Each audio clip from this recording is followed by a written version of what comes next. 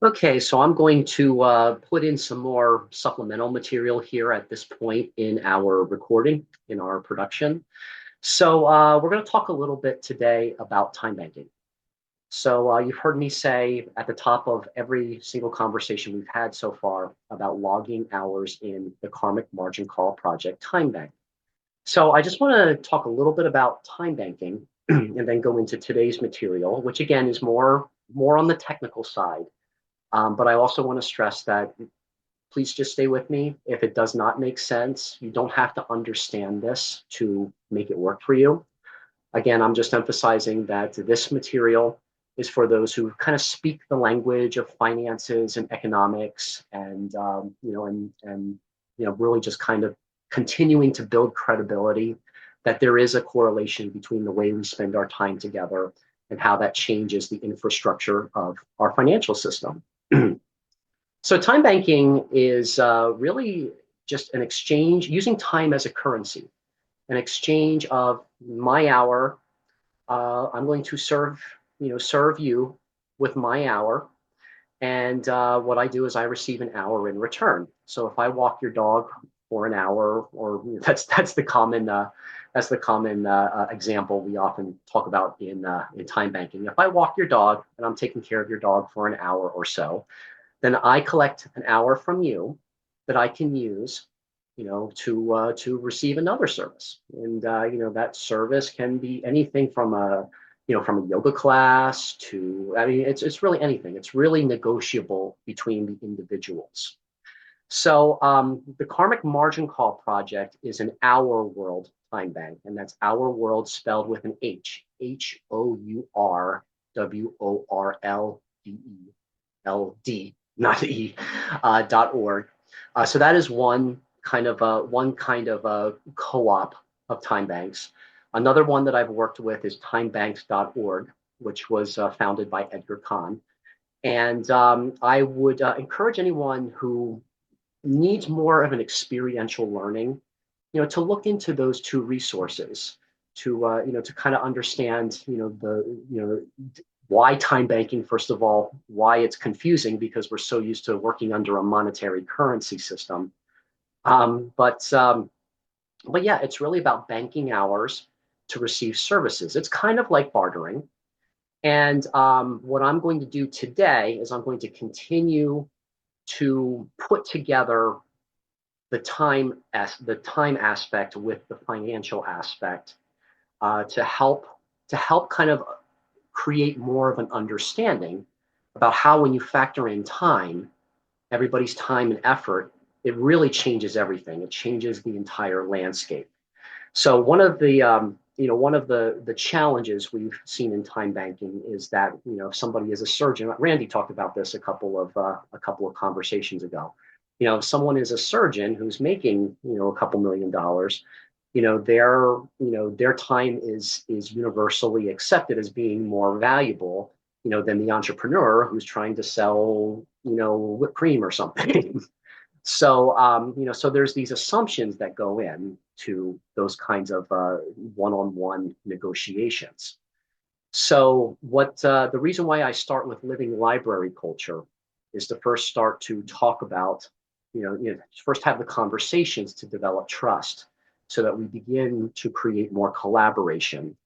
So yeah, so that's why I'm leading with that, so that as you are developing relationships with people, and at first they're going to be with people who are already aligned with you, probably people who are in your own social, in your own social network. The more you do create solidarity and a deeper relationship with them, the more this time banking element is going to work for you. And eventually, as we are getting practiced and getting better at collaboration culture, we'll be able to reach across the way, reach across the divide and start to have the more difficult conversations with people who might be a part of a different political party or a different social, a different social class altogether. So yeah, so that's my introduction to this material, and we're going to talk about reverse market mechanics today and how the time banking element starts to kind of change the rules of the financial market. Okay, so here we are at the law of polarity at the moment. So just to give you a background about where we've been, in this segment and where we're going. 3 conversations ago during the law of relativity, I had put some graphics up there to help you understand the limitations and the value of the market economy that's represented by the picture of the pyramid that I had presented a few weeks ago, and also the potential size of a core economy based on time. And that was like 5 quadrillion, which was like 25 times more massive than the little picture of the pyramid. So I presented that in the law of relativity to help kind of create a visual about the potential energies that we're dealing with. And then the next week, when we did, I believe it was a law of vibration, I had presented kind of the mechanics of the stock market, where in competitive environments, the focus is more on the demand, more on limitations, more on contriving conflict, really, because there's not a lot. There's this myth of scarcity, that there's not a lot to go around, and only the strong and only those who can force their will on others can survive. So I put that in a graphic of a yin yang, showing how the price was expansive, but the volume was fairly stable. And I'm going to revisit that here in a moment. And then last week, when we looked at law of cause and effect, I broke it out how the value of an hour is really only worth 4 cents, and it's not even 4 cents that adds anything of value to the commons, to most of the population.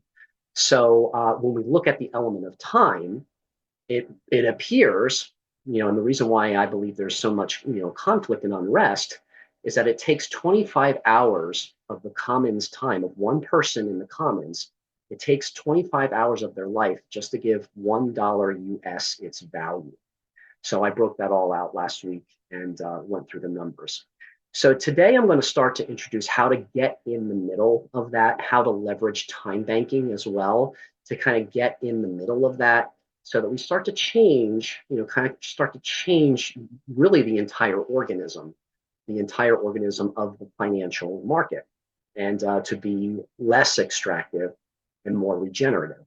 So before I go into this material, I also want to say I'm not anti-capitalism. I'm not anti-patriarchy. I'm not anti any of this. I believe that kind of masculine energy, or that kind of linear approach, is still needed to create a balance. And what I'm presenting here today is just how to create more of that balance that works for everybody. All right, so here is the yin yang that I had presented 2 weeks ago. And as you see on the black side there, the price is expansive. So usually if a market, or if a company is financially successful, the stock price is going to continue to rise, and the volume is stable. I'm going to move my picture here so you can see that better. The volume is stable. So normally, like a big company like Amazon or Google, there's there's a billion shares or whatnot, and it has the appearance of a fluctuation, but really that's just more reflective of the price. And so as you can see right here, I have the equation here where price, which is the dollar sign, is expansive. That's the E, times volume, which is stable, represented by the S, is what makes up the value of the market. So there it is again, just bigger. So price is expansive, volume is stable. Now we're going to look at this again, and we're going to reverse the polarity. So now we're working into the law of polarity. We're going to reverse that. So by participating in living library conversations, participating in time banking, what we're doing is that we're getting in the middle of that now, and we're going to start to put the emphasis now on the supply end. So you've heard of the law of supply and demand. The current markets, being as linear and as masculine driven as it is, there's kind of like an imbalance that calls attention to the demand side. This is going to help kind of reverse that polarity and start to call a little more attention here to the volume side. So what happens is when we flip that, here we go. I'm just going to show the visual here. Now over here on the light side, the volume becomes expansive, and the price is more stable. So we're going to talk a little bit about how that becomes possible. Well, how do you make the volume expansive, and how do you make the price stable in a time bank, in a time banking environment? So here it is. That's just the equation again. Volume is now expansive, and the price is stable. Right. So here we go. Just shift it. There's the arrows kind of shifting the directions, and now the equation changes. So that's all we're doing is we're just flipping two variables to create an expansive market, a regenerative market. Well, how do you do that? How many potential shares are there in a global time bank? Well, as we have already determined, based on when we talked about law of cause and effect, there are potentially 5 quadrillion hours, which could potentially make up shares in a time bank, because there are 8 billion people living, working, being in the world right now. So I want to let that land for a moment. Potentially 5 quadrillion. All right. So now, I mean, this is obviously best case scenario. This is the potential energy. I don't want to give off any illusions that that's going to come easily, or that mass is going to be realized right away. This is stretched out over a 72-year lifespan, and it's also just kind of bringing attention to this is the potential energy, and the more that we are able to collaborate with that understanding, the easier things will flow. So that's why I mentioned that. So let's talk a little bit about a short sale. I have a little bit of a background in investments. I used to work at an investment office. It was a Morgan Stanley office that eventually became a Raymond James office. So my job was really just to support the brokers. I did not give any financial advice or anything like that, but I did learn a lot being in that environment. So a short sale is really where a broker or an investor thinks that a stock is going to drop, that the company is not being managed well, and they see that there's a potential profit in that. So what they do is short selling. I'm going to give you the Schwab definition here. Short selling involves borrowing a security whose price you think is going to fall in the open market. You then buy the same stock back later, hopefully for a lower price than you initially sold it for. You return the borrowed stock to your broker and you pocket the difference. So what does this look like in action? So if you buy a stock worth $100, okay, so let's say you buy a share of Amazon stock for $100. Okay, so you sell that and you pocket the money. You pocket that $100, and you keep it in an account and watch the stock. The stock, let's say over time it drops to half of its price, $50 per share. You buy that share back at the price of $50, and you return that back to the broker. The profit you keep is $50. So when you're talking in the thousands of shares, and this happens, that's a significant amount of money. So what we're really talking about when we're talking about time banking and investing our time, we're looking at how do we short sell the value of the market economy so that we can increase the value of the core economy? How do we short sell the interests of the market, which are competitive, so that we can increase the value of the core economy or the commons, which is more collaborative? There's an emergent nature of it being more collaborative. So when we did our first conversation about the law of defined oneness, I encouraged others to talk to each other in the terms of, if you loaned me $25 for me to generate $1 million, but I needed your $25 loan to generate that, how much of that $1 million that I make do you feel entitled to? And quite honestly, you should feel entitled to a good bit of that. But I don't want to tell you what you should or should not feel, but it's a collaboration. So we're asking others about setting up the conditions and the preconditions of that loan, because you're collaborating. And because of that collaboration, because of the time you are investing in that collaboration, it's up to you to negotiate how much of that $1 million, and that is a realistic sum, $1 million that you're willing to share with your loaner. So normally, and this might have changed. It's been a while since I've been on the board of a local time bank, but normally an annual membership fee for a time bank is about $25. I think it may have gone up to 30 recently, but that has always been the annual fee for a time bank that has been, that has been requested when I was kind of in a leadership position with a time bank. So what we do is, we take that. So let's say you invest $25 in a time bank, whether it be the Karmic Margin Call Project Time Bank or any of the other hundreds of time banks that are currently organized in the world. What we do is we take $5 out of that for market economy expenses. So, making these videos, being able to pay Zoom, and be able to, to keep my computer, to buy editing software and all that. These are all market economy expenses that goes towards the bank itself. So that's about 20%. So we're setting that aside so that as the volume begins to kick up, we can start to create jobs in the competitive market because let's face it, there's very few people can do this completely on volunteer hours. We're going to increase the value of those volunteer hours, but here in this present moment and in this present environment, in the short term, we want to be able to create jobs for people to help the flow of this new economy go a little bit smoother. So then there's $20 that's broken up that ensures that every single hour spent in the time bank is worth $1.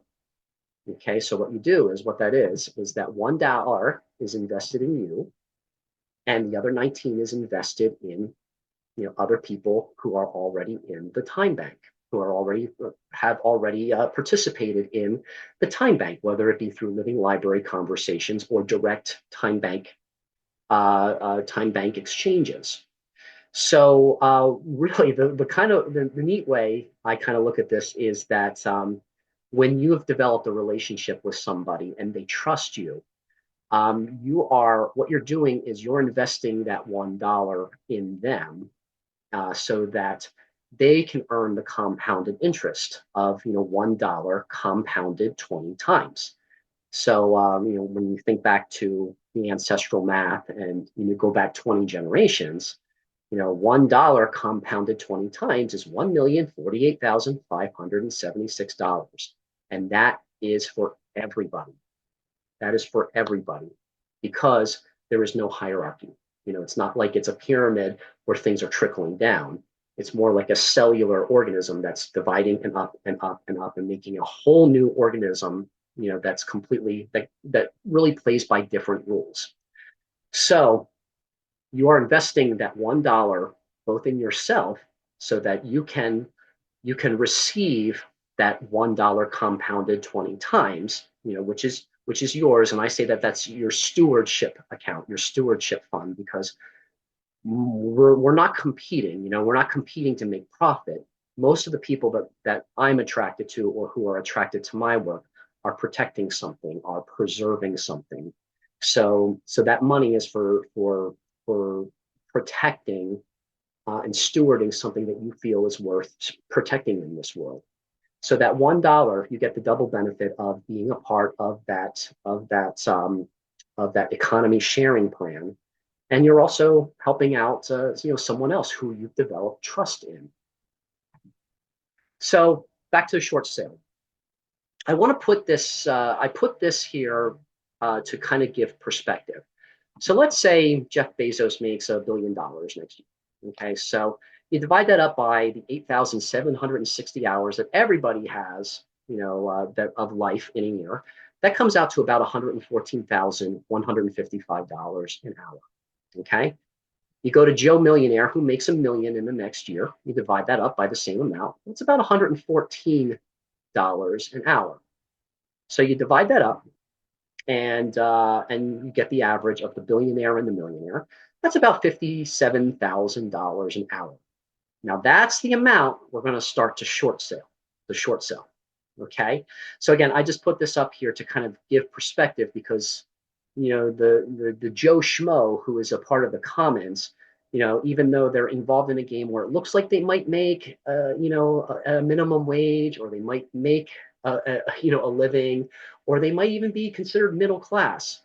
When you get down to it, we're all just worth 4 cents an hour, as opposed or as contrasted by the Joe millionaire and Joe billionaires who are making 57,000 an hour. So how do you short sell that? That's what we're going to go into a little bit here. So the average rate per hour, for the billionaire and the millionaire class is 57,000, and for us, it's 4 cents. So what if there were a way that we can get in the middle of that exchange and short sell their 57 or their $50,000 for $1 in the core regenerative economy? So what that does is, if you short sell the 57,000, and then buy it back when it drops to $1, that the profit is about $57,000. So that's really what we're dealing with. But here's the thing: in the competitive environment, you can't go out and ask a millionaire, "Hey, I'm worth $57,000 an hour for my consultation." They're going to laugh at you. I know, I've tried it. I've actually done it, and yeah, it didn't go well. So when you go down to the commons level, though, everybody who participates in this, and especially when you begin to understand how the mechanics of this works, everyone is entitled to the $1 investment that compounds upon itself 20 times. And everybody is eligible. Now, when you compound that out, it's $1,048,576. You divide that up over 20 hours. And as we go on in this series, I'm going to show you how you've already invested 20 hours just in learning this stuff. It's actually $52,430 per hour. Okay, so that is actually going to be the going rate. Once people understand the mechanics of it, that is what you are going to be compensated just for viewing this material and starting to understand this material. All right, so moving on. All right, so again, going back to this analogy of the short sale, the liquid capital comes from the established competitive economy because, all right, competitive endeavors are grossly overvalued.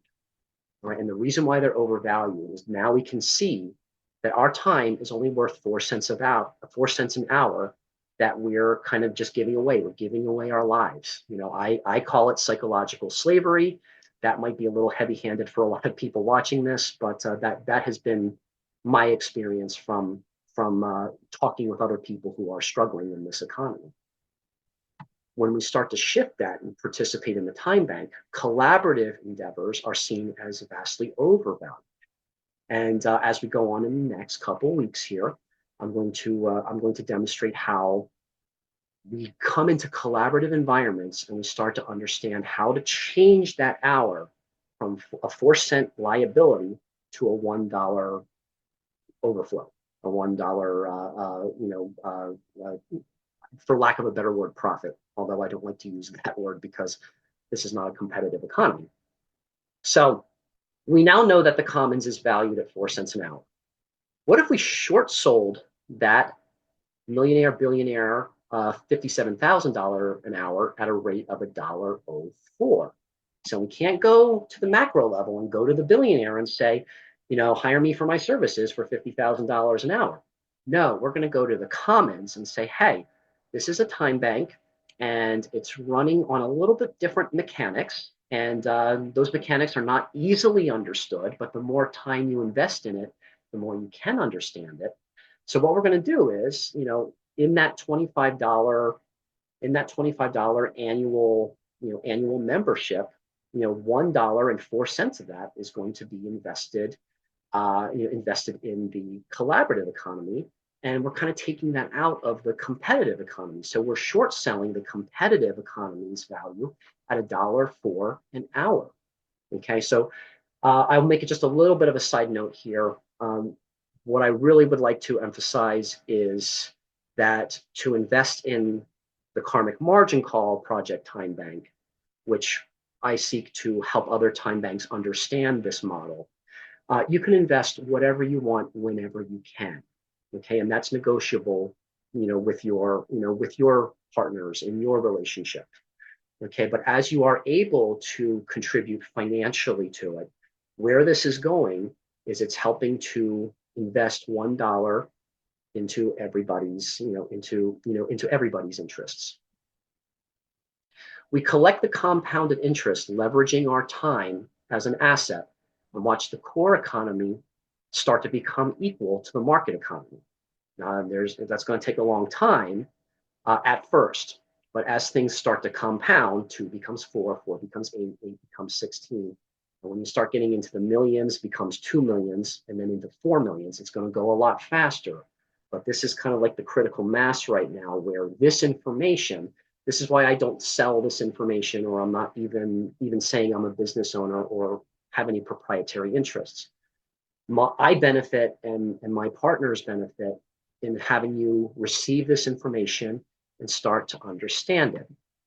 So what we do is, since we know that everybody in the world at the moment, the 8 billion people in the world, are only worth 4 cents for their hour, what we're doing is we're collecting that compounded interest.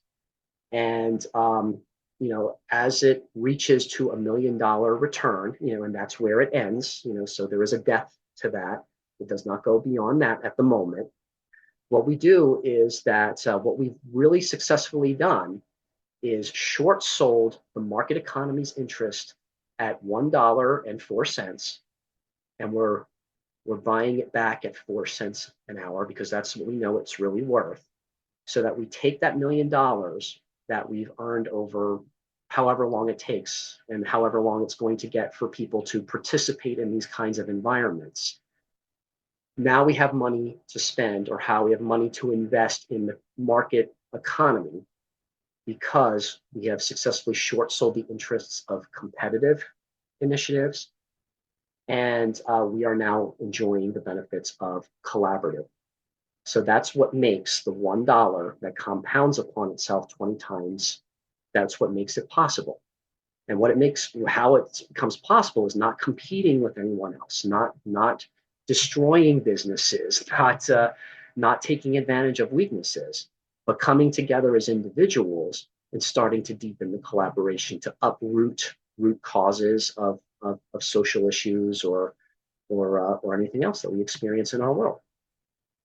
So the profit is $52,430 per hour, or $1 compounded 20 times, for a return of $1,048,576 per 20-hour block. Okay, so I just want to emphasize the 20-hour block. When you complete watching all 12 of this series, you're going to be somewhere within the 20 hours of that investment, of the investment of your time. So in a couple weeks, I'm going to be sharing how to expand this initiative and how to help everybody benefit from this knowledge that is emerging. So I'll just put this up one more time. It's the third time and the final time that I'll make reference to this. But I believe when this becomes possible, and I have no way of predicting when this is going to become possible. But as we are developing more collaborative environments, and that is by being aware of our feelings, being aware of the energy, and helping others come into more collaborative environments, the money that is generated, the 5 quadrillion potential, that's really just a measurement. So in my mind and in my intention is that I want to help humanity evolve. I want to help humanity evolve. So as we get through competitive environments, which is what dominates right now, as we go through that, and we help each other evolve in our feelings and our emotions through collaborative environments, as we go from that $320 trillion debt into a $5 quadrillion surplus, the money is really just a measurement of how we are evolving as human beings, how we are transcending the need for conquering, competition, winners and losers. So yeah, that's the vision that I hold. It's not about making money. It's not about beating anybody else. It's about helping humanity evolve. And the money, and the economy is really just a measurement of how far we've come. I think my daughter is ready for me to be done, so I'm going to close up this portion and return back to the group conversation.